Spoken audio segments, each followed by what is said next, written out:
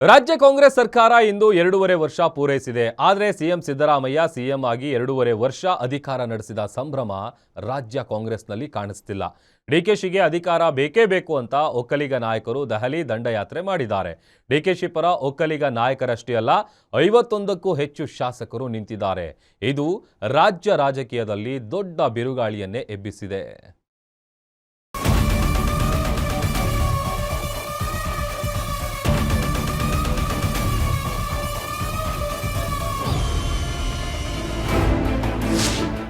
November ಕ್ಷಿಪ್ರ ಕ್ರಾಂತಿ ಇಂದಿನಿಂದಲೇ ಆರಂಭ ಆಯ್ತಾ? ದೆಹಲಿಗೆ ಹಾರಿದ ಬಂಡೆ ಬಣ, ರಾಜಕೀಯ ತಲ್ಲಣ. ಸಿದ್ದು ಅಹಿಂದ ಅಸ್ತ್ರಕ್ಕೆ ಡಿಕೆಶಿ ಒಕ್ಕಲಿಗ ಪ್ರತ್ಯಾಸ್ತ್ರನ. ರಾಜ್ಯ ಕಾಂಗ್ರೆಸ್ಗೆ ಕ್ರಾಂತಿ ಸುನಾಮಿಯೇ ಅಪ್ಪಳಿಸಿದೆ. ಸಿದ್ದರಾಮಯ್ಯ ಮತ್ತು ಡಿಕೆಶಿ ನಡುವಿನ ಕುರ್ಚಿ ಫೈಟ್ ರೋಚಕ ಘಟ್ಟಕ್ಕೆ ತಲುಪಿದೆ. ಸಿದ್ದರಾಮಯ್ಯ ಮುಖ್ಯಮಂತ್ರಿಯಾಗಿ ಇಂದಿಗೆ 2.5 ವರ್ಷ ಪೂರೈಸಿದ ಬೆನ್ನಲ್ಲೇ ರಾಜಕೀಯ ಕ್ಷಿಪ್ರ ಕ್ರಾಂತಿ ಶುರುವಾಗಿದೆ. ಅಧಿಕಾರ ಹಂಚಿಕೆ ಒಪ್ಪಂದದ ಪ್ರಕಾರ ಪವರ್ ಶೇರಿಂಗ್ ಆಗಲೇಬೇಕೆಂದು ಡಿಕೆಶಿ ಟೀಮ್ ದೆಹಲಿ ಫ್ಲೈಟ್ ಹತ್ತಿದೆ. ಡಿಕೆ ಶಿವಕುಮಾರ್ಗೆ ಸಿಎಂ ಸ್ಥಾನ ಕೊಡಲೇಬೇಕೆಂದು ದೆಹಲಿ ನಾಯಕರ ಮುಂದೆ ಡಿಕೆ ಆಪ್ತರು ಪರೇಡ್ಗೆ ರೆಡಿಯಾಗಿದ್ದಾರೆ.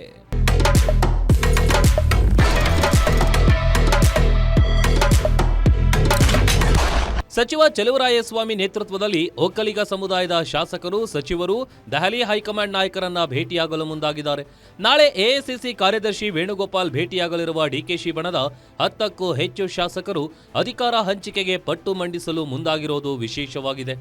ಅಷ್ಟಕ್ಕೂ ಡಿಕೆ ಶಿವಕುಮಾರ್ ಪರವಾಗಿ ದೆಹಲಿ ಹೈಕಮಾಂಡ್ ನಾಯಕರನ್ನ ಭೇಟಿ ಮಾಡಲು ತೆರಳಿದ್ಯಾರು ಅನ್ನೋದನ್ನ ತೋರಿಸ್ತೀವಿ ನೋಡಿ.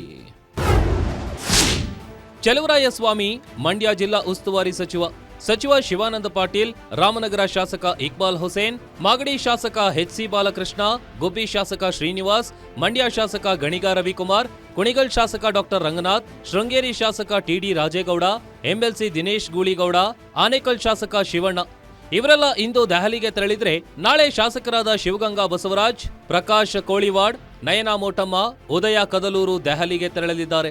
ಡಿಕೆಶಿ ಪರವಾಗಿ 10 ರಿಂದ 20 ಶಾಸಕರು ದೆಹಲಿ ಪರೇಡ್ಗೆ ಮುಂದಾಗಿರೋದು ಕಾಂಗ್ರೆಸ್ ಹೈಕಮಾಂಡ್ಗೆ ಅಕ್ಷರಶಃ ಶಾಕ್ಗೆ ಒಳಗಾಗಿದೆ.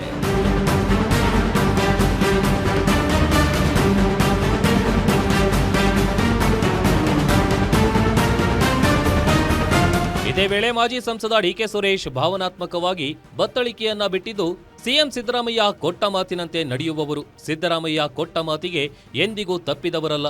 ಈಗಿನ ಸರ್ಕಾರ ಅಷ್ಟೇ ಅಲ್ಲ, ಹಿಂದೆ ಸಿಎಂ ಆಗಿದ್ದ ವೇಳೆಯೂ ಸಿದ್ದರಾಮಯ್ಯ ನಡೆದುಕೊಂಡಿದ್ದಾರೆ ಅಂತ ಪರೋಕ್ಷವಾಗಿ ಒಪ್ಪಂದದಂತೆ ಸಿಎಂ ಸ್ಥಾನ ಬಿಟ್ಟುಕೊಡ್ತಾರೆ ಅನ್ನೋ ಬಾಣ ಬೀಸಿದ್ದಾರೆ. ಅವರು ನಮ್ಮ ಮುಖ್ಯಮಂತ್ರಿಗಳ ಜೊತೆ ನಾವು ಅನೇಕ ವಿಚಾರಗಳನ್ನ ಮಾತನಾಡ್ತೀವಿ. ಸೊ ನಾನು ಯಾವುದು ಕೂಡ ಅಧಿಕಾರದ ವಿಚಾರ ಮತ್ತೊಂದು ವಿಚಾರ ನಾನು ಮಾತಾಡೋಷ್ಟು ದೊಡ್ಡವನಲ್ಲ, ಗೊತ್ತಾಯ್ತಲ್ಲ. ಅವರು ಹಿರಿಯ ನಾಯಕರಿದ್ದಾರೆ, ಅವ್ರಿಗೆ ಜವಾಬ್ದಾರಿ ಇದೆ. ಅವ್ರು ಯಾವತ್ತೂ ಕೂಡ ಕೊಟ್ಟ ಮಾತನ್ನ ತಪ್ಪುವಂತವ್ರಲ್ಲ. ಸಿಎಂ ಸಿದ್ದರಾಮಯ್ಯ ಒಂದೆಡೆ ಸರ್ಕಾರದ ಪೂರ್ಣಾವಧಿವರೆಗೂ ನಾನೇ ಮುಖ್ಯಮಂತ್ರಿ ಆಗಿರ್ತೇನೆ ಅಂತಿದ್ರೆ, ಇನ್ನೊಂದೆಡೆ ಡಿಸಿಎಂ ಡಿಕೆ ಶಿವಕುಮಾರ್ ಮಾತ್ರ ಕೊಟ್ಟ ಮಾತಿನಂತೆ ಸಿಎಂ ಸ್ಥಾನ ಸಿಗಲೇಬೇಕು ಅಂತ ಪಟ್ಟು ಹಿಡಿದಿದ್ದಾರೆ. ಈ ಇಬ್ಬರ ಸಂಘರ್ಷವನ್ನ ಹೈಕಮಾಂಡ್ ಯಾವ ರೀತಿ ಶಮನ ಮಾಡುತ್ತೆ ಅನ್ನೋದನ್ನ ಕಾದು ನೋಡಬೇಕಿದೆ. ವೀರೇಶ್ ದಾನಿ, political bureau, guarantee news, Bengaluru.